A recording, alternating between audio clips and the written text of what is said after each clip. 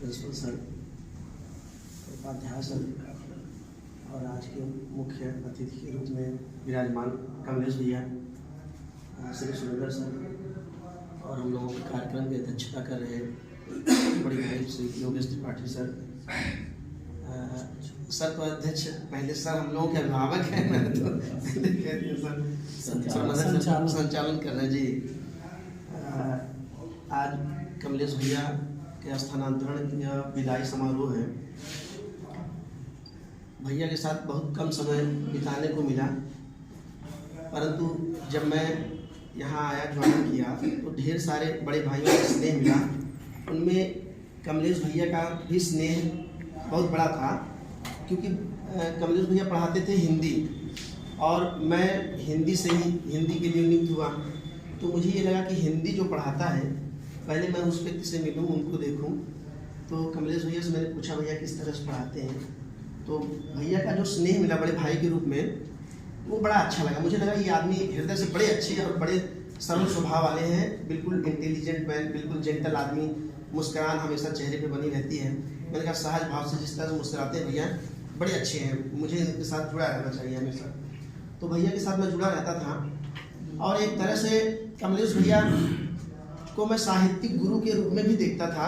मैं छोटी मोटी कविताएं कभी कभी लिखता था तो मैं उसके करेक्शन, उसको त्रुटि विहीन करने के लिए, उसकी त्रुटियों को मैं दूर कराने के लिए भैया के पास जाता था। उन कविताओं को मैंने अपने विद्यालय पे एक कविता लिखा था शुरू में, आदर्श सेंटर का हाटा बाजार पे। मुझे लगा ये विद्यालय बड़ा अच्छा, मुझे अच्छा लगा। मिले तो ढेर सारे लोगों का स्नेह मिला, मुझे लगा तो बहुत अच्छा विद्यालय है।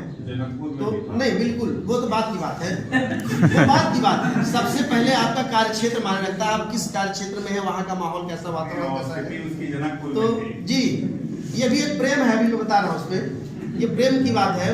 उद्धव ने, राजन जी महाराज की आप भजन सुनेंगे तो उद्धव ने श्री कृष्ण से पूछा, उन्होंने श्री कृष्ण ने कहा कि तुम जाओ गोपिकाओं के पास। ये जो आप बात कर रहे हैं उसकी बात कर रहे हैं, क्षमा करिएगा। तो उन्होंने कहा कि गोपिकाओं ने कहा कि ये तो प्रेम की बात है उद्धव, बंदगी तेरे बस की नहीं है, और दिल देकर, यहाँ दिल देकर होते हैं सौदे, आशिकी तेरे बस की नहीं है। वो प्रेम की बात है। अच्छा, और प्रेम जो है, प्रेम को शब्दों में बांधा नहीं जा सकता। कहाँ किससे कितना प्यार मिलता है, रसखान ने लिखा है अपनी कविताओं में, रसखान को पढ़ेंगे तो आपको मिलेगा। उन्होंने लिखा कि प्रेम हरि को रूप है, ज्यो हरि प्रेम स्वरूप, और एक हो द्यो यो लसै, ज्यो सूरज और धूप। जैसे सूरज और धूप है उसी प्रकार से प्रेम है और ईश्वर है, उसको अलग नहीं किया जा सकता। प्रेम ईश्वर का ही एक रूप है जी। तो मैं एक कविता,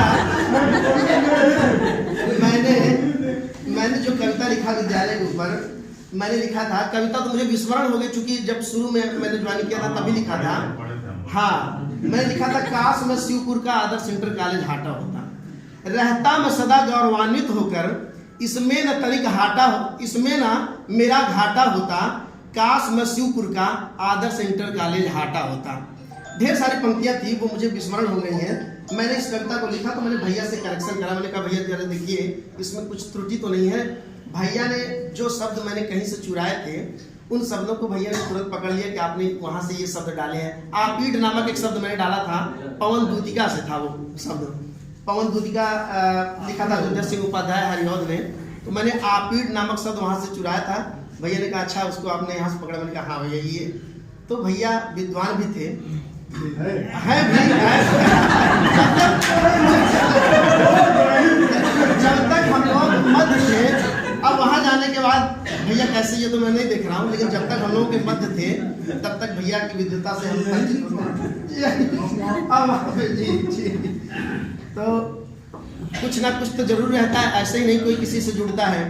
मैं आ रहा था तो अभी संजू भैया ने कहा जाते ही एक शेर मारिएगा पहले। शेर तो मैं ढेर सारे में सुना था, परंतु कभी दूसरे दिन अकेले में आपको सुना दूंगा। एक शेर मैं कमलेश भैया के लिए एक शेर मैं पढ़ता हूँ। नजर झुकी तो पैमाने बने, और नजर उठी तो मैखाने बने। कुछ न कुछ जरूर है आप में, यूं ही नहीं लोग आपके दीवाने बने। भैया जहाँ भी रहे स्वस्थ रहे, प्रसन्न रहे, मैं इनके उज्जवल भविष्य की कामना करता हूँ। और जिस प्रकार से सदैव मुस्कान इनके चेहरे पर बनी रहती है, ईश्वर करे कि वो मुस्कान हमेशा चिरकाल तक बनी रहे।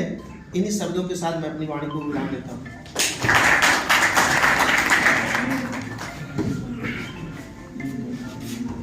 नेचर और नर्चर वेद का कोई बदलता नहीं है, चाहे यहाँ रहे चाहे वहाँ रहे, किसी भी पद पर रहे, प्रकृति और जो परिवेश है वो सदैव विद्यमान रहेगा।